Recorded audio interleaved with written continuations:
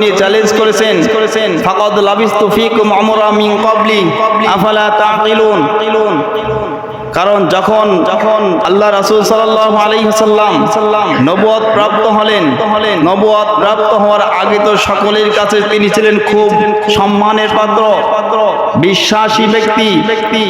কাফেররা পর্যন্ত তাকে বিশ্বাস করত। কিন্তু যখন আল্লাহর হুকুম নবুয়তের দায়িত্ব যখন পেল, তখন তার বিরুদ্ধে সমালোচনা শুরু হয়ে গেল, তার বিরুদ্ধে শত্রুতা শুরু হয়ে গেল। যখনই আল্লাহর কথা, দ্বীনের কথা, লা ইলাহা ইল্লাল্লাহ দাওয়াত দিলেন, তখন তার শত্রুর শেষ নাই। যারা তাকে আল আমিন উপাধি দিল, তারাও তার শত্রুতে পরিণত হয়ে গেল।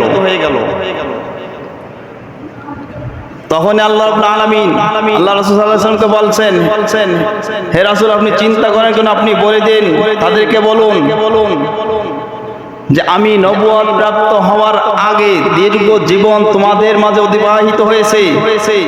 আমার জীবন, আমার সব তোমাদের কাছে প্রকাশমান। তোমরা কি বুঝো না আমি একজন আদর্শ মানুষ কিনা? এটা চ্যালেঞ্জ করে আল্লাহ রাব্বুল আলামিন ফাকাদ লাবিস্তু ফীকুম উমরা মিন ক্বাবলি আফালা তাকিলুন।